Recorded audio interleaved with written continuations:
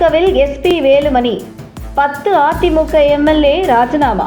முடிந்தது எடப்பாடி அரசியல். நடந்து முடிந்த சட்டசபை தேர்தல் முடிவுகளுக்கு பின்பு சி.வி. சண்முகம் தரப்புக்கும் எடப்பாடி பழனிசாமிக்கும் இடையிலான மோதல் உச்சக்கட்டத்தை எட்டியதை தொடர்ந்து எடப்பாடி உத்தரவை மீறி சட்டசபை வாக்கெடுப்பின் போது தாவேக்க ஆட்சி அமைக்க ஆதரவு கொடுத்தது சி.வி. சண்முகம் மற்றும் எஸ்.பி. வேலுமணி தரப்பிலான சட்டமன்ற உறுப்பினர்கள்.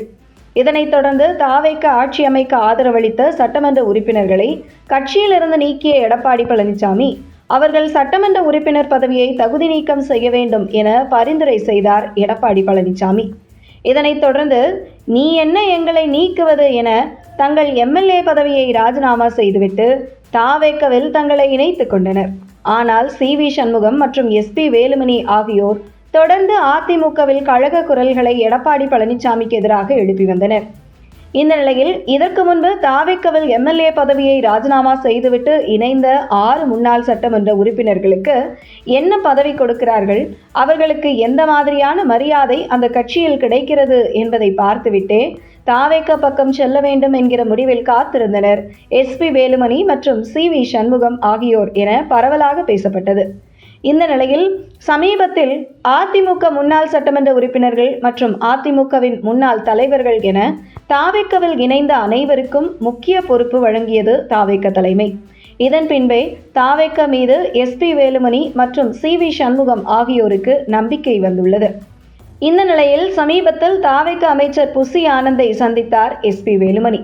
இந்த சந்திப்புக்கு பின்பு எடப்பாடி பழனிசாமி மீது கடுமையான குற்றச்சாட்டுகள் எஸ்.பி. வேலுமணி தரப்பிலிருந்து வைக்கப்பட்டது. இதற்கு முக்கிய காரணம் அதிமுகவில் இருந்து எஸ்.பி. வேலுமணியாக வெளியேறாமல் எடப்பாடி பழனிசாமி தன்னை வெளியேற்றட்டும் என்கிற நோக்கில்தான் நேரடியாக எடப்பாடி பழனிசாமியை நோக்கி சரமாரியாக குற்றச்சாட்டுகளை வைத்திருக்கிறார் எஸ்.பி. வேலுமணி என கூறப்படுகிறது. இந்த நிலையில் அமைச்சர் புஷி ஆனந்த் மற்றும் எஸ்.பி. வேலுமணி இருவருடைய சந்திப்பின் போது எஸ்.பி. வேலுமணி மற்றும் சி.வி. சண்முகம் ஆகிய இருவருக்கும் தாவேக்கவில் என்ன பொறுப்பு, எம்எல்ஏ பதவியை ராஜினாமா செய்துவிட்டு வரும் அவர்களுக்கு இடைத்தேர்தலில் வெற்றி பெற்ற பின்பு அமைச்சரவையில் இடம் போன்ற முக்கிய விஷயங்கள் பேசப்பட்டதாக கூறப்படுகிறது. இந்த நிலையில் எஸ்.பி. வேலுமணியுடன் அதிமுகவை சேர்ந்த சுமார் 10க்கும் மேற்பட்ட சட்டமன்ற உறுப்பினர்கள் ராஜினாமா செய்துவிட்டு தாவேக்கவில் இணைய தயாராக இருப்பதாக கூறப்படும் நிலையில் நடைபெற்று கொண்டிருக்கும் சட்டசபை கூட்டத்தொடர் முடிந்து சுதந்திர தின விழாவுக்கு பிறகு எஸ்.பி. வேலுமணி தலைமையிலான 10க்கும் மேற்பட்ட அதிமுக எம்எல்ஏக்கள் தங்கள் சட்டமன்ற உறுப்பினர் பதவியை ராஜினாமா செய்துவிட்டு தாவேக்கவில் இணைய அதிக வாய்ப்புள்ளது என தகவல் வெளியாகியுள்ளது. இந்த நிலையில் எடப்பாடி பழனிசாமியின் தன்னிச்சையான முடிவு இன்று அதிமுக என்கிற கட்சியே இல்லாத ஒரு சூழலுக்கு தள்ளப்பட்டு கொண்டிருக்கிறது.